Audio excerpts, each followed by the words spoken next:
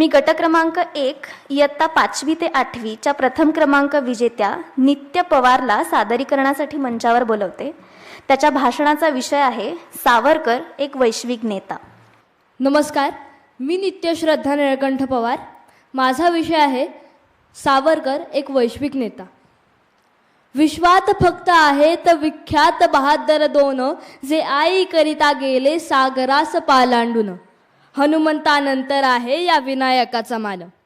या पंक्तीतील विनायक म्हणजेच स्वातंत्र्यवीर विनायक दामोदर सावरकर, म्हणजेच आपले तात्याराव.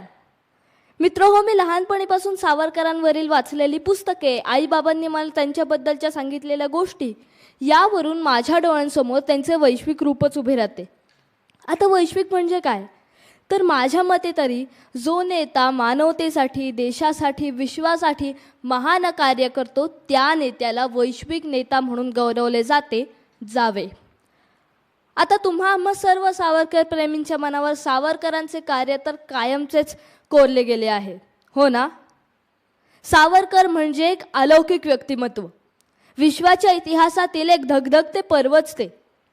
ते एकाच वेळेस सशस्त्र क्रांतिकारक होते, समाजसुधारक होते, लेखक होते, कवी होते, नाटककार होते, एक उत्तम वक्ता होते आणि तत्वज्ञानी सुद्धा होते. इतर कोणत्याही समकालीन नेत्याच्या तुलनेने त्यांनी या राष्ट्रासाठी केलेला त्याग हा काकणभर सरसच आहे. सावरकरांच्या निधनानंतर भारतीय इतिहासामधील एक साम्राज्यवाद विरोधी महान क्रांतिकारक नाहीसा झाला आहे.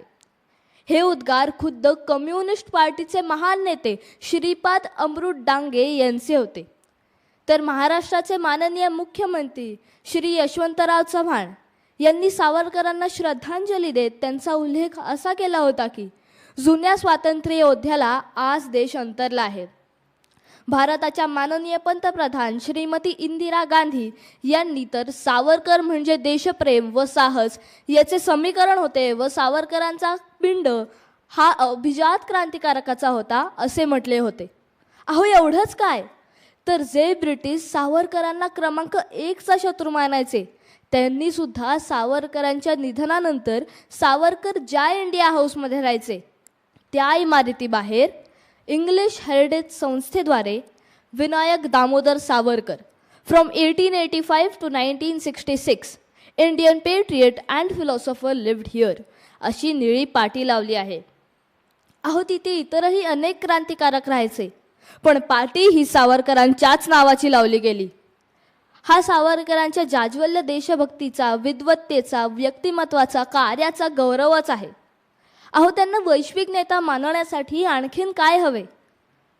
पण दुर्दैव असे की त्यांच्या टीकाकारांना त्यांच्या व्यक्तिमत्वाचा, कार्यांचा, विचाराचा आयाम कळलाच नाही. त्यांना हिंदू धर्माच्या चौकटीत बसवून मर्यादित करण्यात आले. असो, सावरकरांचा खरा पिंड हा राष्ट्रप्रेमी क्रांतिकारकाचा होता. हिंदू धर्माविषयीची त्यांची संकल्पना ही अमूलाग्र व स्वातंत्र्याला वाव देणारी होती. हिंदू धर्मात सुधारणा घडवून आणण्याची आवश्यकता त्यांना पूर्णपणे पटली होती. धर्मनिरपेक्ष राष्ट्रीय जीवनाचे सार त्यांच्या रोमात भिनले होते. हे मत खुद्द नॅशनल हेरल्डने व्यक्त केले आहे. सावरकरांच्या हयातीत त्यांनी हिंदू धर्मातील अंधश्रद्धांवर प्रहार केले, जाती निर्मूलनाचा यज्ञ मांडला, हिंदू धर्माला विज्ञानाशी जोडण्यासाठी अपार प्रयत्न केले.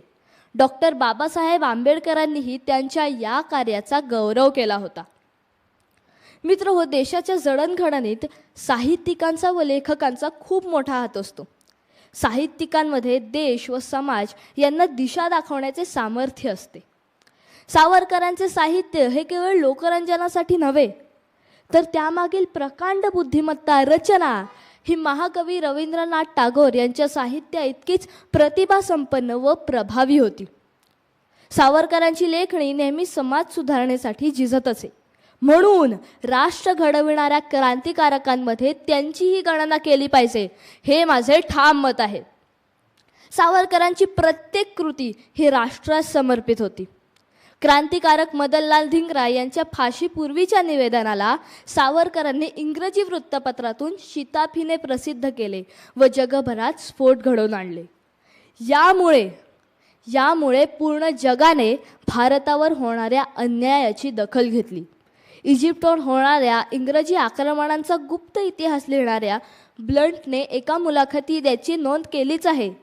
तर खुद्द सर जॉर्ज व विन्स्टन चर्चिल यांनी प्लुटार्थच्या अमरवीरांची धिंगराची तुलना केली होती.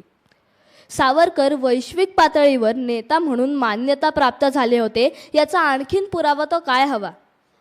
सावरकरांनी म्हटले आहे की जेव्हा अन्यायी शक्तींकडून राजकीय व राष्ट्रीय पातळीवर उत्क्रांतीची नैसर्गिक प्रक्रिया बळावली जाते तेव्हा स्वाभाविक प्रतिक्रिया म्हणून उत्क्रांतीच्या जागी क्रांती पदार्पण करते. सावरकरांच्या सुटकेनंतर त्यांनी प्रत्यक्ष अप्रत्यक्षपणे त्यांच्या कार्यास सुरू ठेवले. ही भारताच्या भवितव्याचा विचार करीत सैनिकीकरणाची त्यांनी घेतलेली भूमिका तसेच राजकारणाचे हिंदूकरण व हिंदूंचे सैनिकीकरण हा त्यांचा संदेश त्यांच्या दूरदृष्टीचे उदाहरणच आहे. मित्रहो, अटलांटिक सनदीच्या वेळेस सावरकरांनी रूझवेल्टला एक तार पाठवली होती. या तारेमध्ये त्यांनी संपूर्ण भारताच्या स्वातंत्र्याची भूमिका स्पष्ट केली होती. ही तार जागतिक पातळीवर प्रसिद्ध झाल्यामुळे विन्स्टन चर्चिललाही आपली भूमिका बदलावी लागली होती. यावरून आपल्याला दिसून येते की सावरकरांचे जागतिक राजकारणावरही किती लक्ष होते. रक्ताभिषेकाशिवाय स्वातंत्र्य कोणास मिळाले हे मानणारे सावरकर होते. जे सावरकर भारताच्या स्वातंत्र्यासाठी अहोरात्र झगडले त्यांचे वैश्विक नेते पण कोणी स्वीकारो अथवा ना स्वीकारो, पण मी हे ठामपणे सांगू इच्छितो की हिंदू हृदय सम्राट स्वातंत्र्यवीर विनायक दामोदर सावरकर हे वैश्विक नेता होते, आहेत आणि राहतील. धन्यवाद. डॉक्टर सुप्रिया अत्रे. सस्नेह नमस्कार.